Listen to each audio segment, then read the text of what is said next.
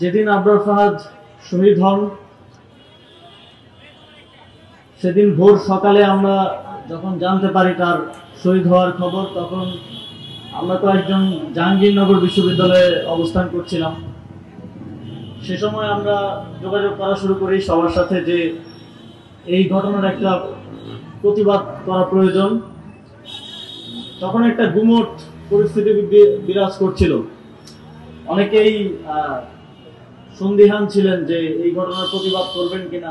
অনেকের মন থেকে এই প্রশ্ন আসছিল আমাদের প্রতি যে আবরার ফাহাদ কি শিবির কিনা, যেন বা শিবির হলেই প্রতিবাদ করা যায় না, এরকম একটা পরিস্থিতি ছিল।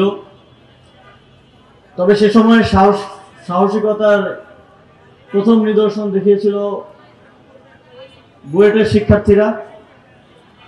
সিসিটিভি ফুটেজ যেন কোনোভাবে গায়েব না করা যায়, এই ঘটনাকে যেন কোনোভাবে ধামাচাপা না দেওয়া যায়, সেজন্য তারা প্রথম প্রতিবাদ গড়ে তোলে এবং সিসিটিভি ফুটেজ সংরক্ষণ করার জন্য বুয়েটের প্রশাসনিক রুমগুলোকে অবরোধ তৈরি করে। এবং আমরা ঢাকা বিশ্ববিদ্যালয়ের রাজভাস্কর্য থেকে প্রথম প্রতিবাদ মিছিলটি বের করি এবং তারপর অব্যাহতভাবে আবরার ফাহাদের হত্যার বিচার চেয়ে আন্দোলন চলমান থাকে। পরবর্তী ইতিহাস আপনারা জানেন। 2020 সালে প্রথম আটস্তম্ভ নির্মাণ করা হয় পলাশীর মোড়ে, যেখানে আজকের আটস্তম্ভ দাঁড়িয়ে আছে। আগ্রাসন বিরোধী আটস্তম্ভ নির্মাণের কয়েক ঘন্টার মধ্যেই সেটা ভেঙে ফেলা হয়। ভেঙে ফেলা হলেও আবরার ফাহাদের স্মরণে আগ্রাসন বিরোধী আটস্তম্ভ বাংলাদেশের মানুষের অন্তরে মনে ছিল বিগত 6 বছর।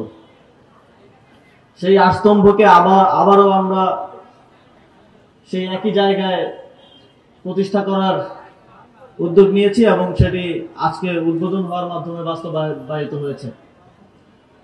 8 স্তম্ভের স্ট্রাকচারের চেয়েও 8টি স্তম্ভে যে 8টি মূলনীতি লেখা আছে সেটা অত্যন্ত গুরুত্বপূর্ণ।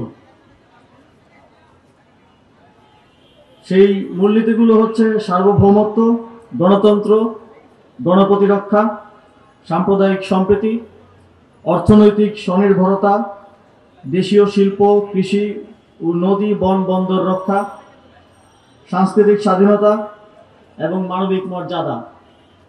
এই শব্দগুলোর মধ্যে এই অঞ্চলের মানুষের দীর্ঘ যে লড়াই এবং ভবিষ্যৎ যে লড়াই, সেই লড়াইয়ের মূল কথা লিখিত রয়েছে। আমরা যদি এই শব্দগুলোর প্রকৃত বাস্তবায়নের লড়াই চালিয়ে যেতে পারি এবং সফল হতে পারি, তাহলে এই বদ্বীপের মানুষের প্রকৃত স্বাধীনতা অর্জিত হবে বলে আমরা বিশ্বাস করি। আবরার ফাহাদ আমাদেরকে সেই পথ দেখিয়েছেন, সেই অনুপ্রেরণা দিয়েছেন। আমরা মনে করি জুলাই গণঅভ্যুত্থানের প্রত্যেক শহীদের শহীদ হওয়ার যে অনুপ্রেরণা, সেই অনুপ্রেরণা এসেছে আবরার ফাহাদের আগ্রাসন বিরোধী লড়াই থেকে। এবং আমাদের দীর্ঘ আগ্রাসনবাদ বিরোধী লড়াইয়ের অনুপ্রেরণা ছিলেন আবরার ফাহাদ। পরবর্তীতে আবরার ফাহাদকে শুধুমাত্র স্মরণ করতে গিয়ে আবরার ফাহাদের 3য় শাহাদাত বার্ষিকী থেকে আমরা 24 জন গ্রেপ্তার হই, হামলার শিকার হই এবং আহত অবস্থায় কারাগারে ছিলাম প্রায় 1 মাসের অধিক সময়।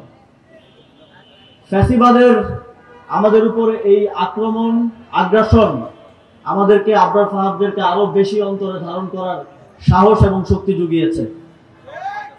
যুগে যুগে বাংলাদেশের আধিপত্যবাদ বিরোধী জনগণ এবং তরুণ প্রজন্ম আবরার ফাহাদদেরকে স্মরণে রাখবেন এবং আবরার ফাহাদের যে ত্যাগ, সেই ত্যাগের মহিমায় সবসময় আগ্রাসন বিরোধী লড়াইয়ে সামনের সারিতে থাকবেন, এই প্রত্যাশা রাখছি।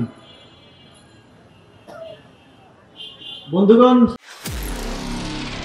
নিরপেক্ষ, সত্য প্রকাশে আপোষহীন।